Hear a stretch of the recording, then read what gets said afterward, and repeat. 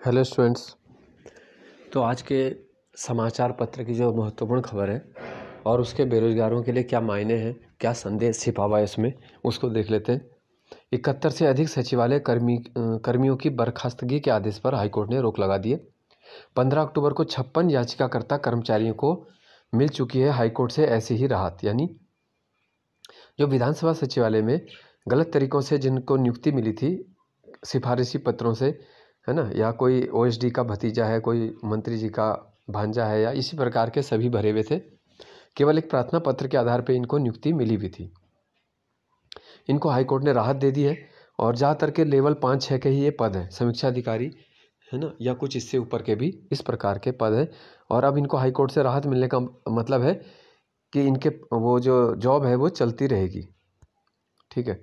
एक तरफ तो देखो इस प्रकार के लोग जो केवल एक आवेदन पत्र लिख रहे हैं केवल, और वो भी कैसी लैंग्वेज में उन्होंने लिखा था, कैसी हिंदी वो लिख पा रहे थे, जो वायरल हुए थे आवेदन पत्र उनके, केवल वो उनके पास विशेष योग्यता है कि उनका कोई जानने वाला ऊंचे पद पे।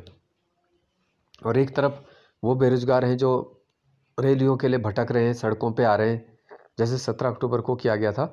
अलग अलग जो चयनित बेरोजगारों के द्वारा रैली निकाली गई। ठीक है। एक तरफ वो लोग हैं जो 4 साल 5 साल या इससे भी ज़्यादा से भी तैयारियों में लगे हुए थे, जिन्होंने अपना बहुत कुछ दांव पे लगाया।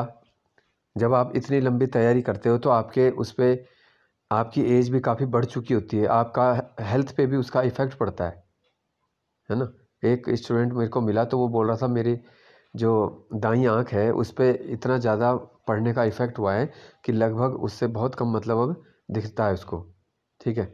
लेकिन इन चीज़ों को कोई समझता नहीं है ना। कई लोग इस चीज़ों का मजाक उड़ा देते हैं या ऐसा है सब, लेकिन ऐसा नहीं होता। देखो जिसने मेहनत कर रहे होंगे जो पढ़ाई के क्षेत्र में, उन्हें पता होगा कि जो घंटों तक कुर्सी पे बैठे रहते हैं उनके कमर के प्रॉब्लम, गर्दन की प्रॉब्लम, आँखों पे भी इफ़ेक्ट धीरे धीरे पड़ता है। लेकिन इन चीज़ों से सरकार को, आयोग को ज़्यादा मतलब नहीं होता। इस प्रकार के आदेश ही देखो हाईकोर्ट दे रहा है। किस आधार पे ये आदेश आए ये भी मेरे समझ में नहीं आया है। जब योग्य तो सड़कों पे भटक रहे हैं, उसमें हाईकोर्ट क्यों स्वतः संज्ञान नहीं ले पा रहा है कि आप इनको, ये लोग क्यों 2.5-2.5 3-3 4-4 साल पंचवर्षीय योजनाओं में क्यों चली जाती है हमारी भर्तियां। ये हाईकोर्ट को स्वतः संज्ञान लेना चाहिए, जो कि हमारी न्यायपालिका संविधान की संरक्षक है ना।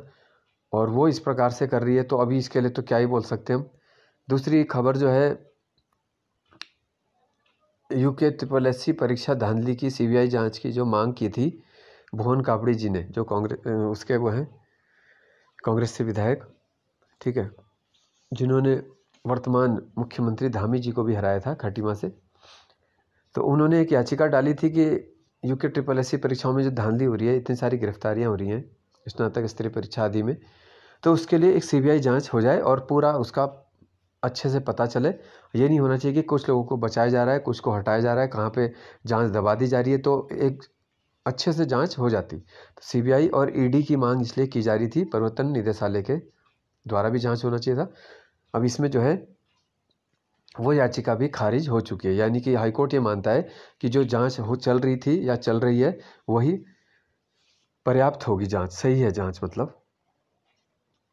ठीक है। सरकार का पक्ष रखते हुए SN बाबुलकर महाधिवक्ता और गजेंद्र सिंह संधू ने कहा कि इस मामले में 80% जांच पूरी हो चुकी है, यानी केवल 20% जांच बची है। 28 से 30 के खिलाफ चार्जशीट दायर हो चुकी है। STF की जांच में संदेह नहीं है। तो ये बातें जो बोली गई, इसको सुनने के बाद ही हाईकोर्ट ने ये CBI जांच की जो मांग है उसको वाजिब नहीं पाया और उसको मांग को खारिज कर दिया। तो अब इसके बेरोजगारों आदि के लिए क्या मायने हैं ये आप खुद ही निष्कर्ष निकालिए, है ना। आजकल तो क्योंकि बेरोजगार थोड़ा सा भी कुछ कर रहे हैं उन पे मुकदमा ठोक दो, सबसे अच्छा ये है। थोड़ा रैली निकालो, अपने हक की बात करो तो लगा दो इन पे मुकदमा। अपने जो भी संगठन वाले लोग हैं जिनके भी उसमें नाम होंगे उनके मुकदमे में फिर जमानत होनी पड़ेगी, निजी मुचलका देना पड़ सकता है उनको, उनका नाम दर्ज होंगे वहाँ पे। तो इस तरीके से एक तरीके से प्रताड़ित ही किया जा रहा है ना। बेरोजगारों का काम होता है कि वो अपनी मेहनत से किसी तरह पढ़ाई करके आगे आते हैं और उनको ज्वाइनिंग की ज़रूरत होती है। और क्या मांग रहे हो सरकार से, जो अपना हक है वो मांग रहे हैं। वो ये नहीं कह रहे कि हमें किसी की सेटिंग से दिला दो, ठीक है। और जो ये विधानसभा वाले ज़्यादातर लगे हुए हैं इन्हें शायद किताबों के नाम भी ढंग से नहीं पता होंगे, और इनको लेवल 5-6 की नौकरियां मिली भी हैं, है ना। लेवल 5-6 में आप जानते हो 60-70-80 हज़ार रुपये संविदा पे मिल रहा है, मतलब, ठीक है। और यहाँ पे कनिष्ठ सहायक हो गया, स्टेनो हो गया, या जो भी भर्तियां हैं उसके लिए बच्चे संघर्ष कर रहे हैं कि हमें हमारी नौकरी दे दो। हम इतने साल पढ़ के रिटर्न निकाला, हमने इतने साल इतने समय तैयारी करके ये टाइपिंग निकाली, है ना। तो अभी के लिए इतना ही है अपडेट, फिर मिलते हैं अगले वीडियो में। धन्यवाद।